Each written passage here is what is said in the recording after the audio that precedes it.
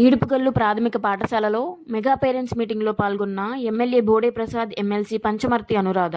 ప్రతి తరగతి గదిని పరిశీలించి తల్లిదండ్రులతో ప్రత్యేక సమావేశం నిర్వహించిన MLA Bode Prasad, MLC Anuradha.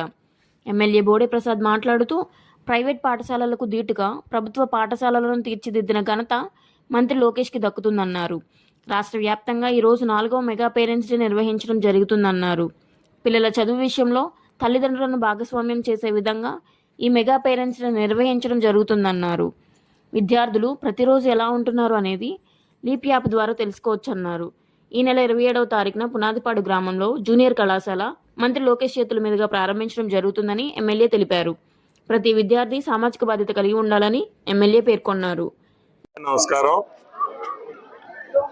Private పాఠశాలలకి ధీటుగా ప్రభుత్వ పాఠశాలలు తీర్చిదిద్దాలనే ఒక మంచి ఆలోచనతోటి విద్యాశాఖ మంత్రులు నారా లోకేష్ గారు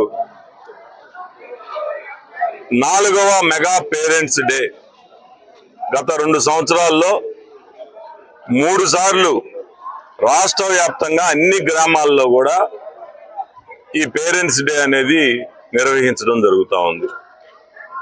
ప్రతి గ్రామంలో బాధ్యత గల ప్రజాప్రతినిధులు అందరూ కూడా పాల్గొని ఆ స్కూల్లో మౌలిక సదుపాయాలు ఏం అవసరం ఉన్నాయి, కనీసం అవి తెలుసుకొని వాటిని పరిష్కారం చేయాలి.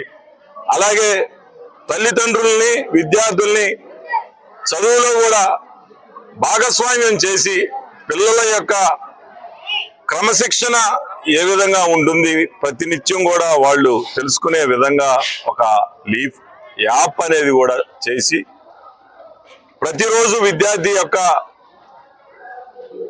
బిహేవియర్ కూడా తెలుసుకునే విధంగా, అలాగే తల్లిదండ్రులు ప్రతిరోజు కూడా ఒకరు స్కూల్లోకి వచ్చి పిల్లలతో పాటు భోజనం చేసి భోజనం యొక్క క్వాలిటీ కూడా యాప్లో పెట్టమని చెప్పేసి నారా లోకేష్ గారు పెట్టారు. ఈరోజు చాలా పాఠశాలలు చూసాం. కార్పొరేట్ స్కూల్ స్థాయిలో ప్రైవేట్ స్కూల్స్ ని మించి ఈరోజు ఇంత పెద్ద ప్లే గ్రౌండ్ ఉందంటే అది కేవలం ప్రభుత్వ పాఠశాలలోనే. రేపు సోమవారం నాడు నారా లోకేష్ గారు పునాదిపాడు రాబోతా ఉన్నారు. మన నియోజకవర్గంలో ఒక మోడల్ స్కూల్ గా నేను గతంలోనే పునాదిపాడుని సెలెక్ట్ చేశాను. అదృష్టవశాత్తు నారా లోకేష్ గారు కూడా అదే స్కూల్కి రాబోతా ఉన్నారు. కళాశాల ప్రారంభోత్సవం చేయబోతా ఉన్నారు. ఈరోజు పిల్లల్ని ఉద్దేశించి ఒక స్ఫూర్తిదాయకమైన ఒక ప్రసంగాన్ని కూడా ఇచ్చారు. చదువుకున్నంత మాత్రాన, డబ్బులు సంపాదించి తల్లిదండ్రుల్ని పోషించినంత మాత్రాన జీవితంలో విజయం సాధించినట్టు కాదు. సమాజానికి సామాజిక బాధ్యతతోటి 10 మందికి ఉపయోగపడినప్పుడే మన జీవితానికి పరమార్థం అని చెప్పేసి పిల్లలందరికీ కూడా తెలియజేయడం జరిగింది. క్రమశిక్షణతో పిల్లలందరూ కూడా చదువుకొని ఉన్నత స్థాయికి చేరుకోవాలి, చరిత్రలో మీ పేరు కూడా లిఖించబడాలి అని చెప్పేసి వారందరికీ కూడా తెలియచేయటం జరిగింది. ఈరోజు కంకిపాడు మండలంలో 1,08,00,000 రూపాయల తల్లికి వందనం. ఎంతమంది తల్లులకైనా, ఎంతమంది పిల్లలున్నా ఒక తల్లికి 4, 5, 6 పిల్లలు ఉన్నా కానీ తల్లికి వందనం వేయటం జరిగింది.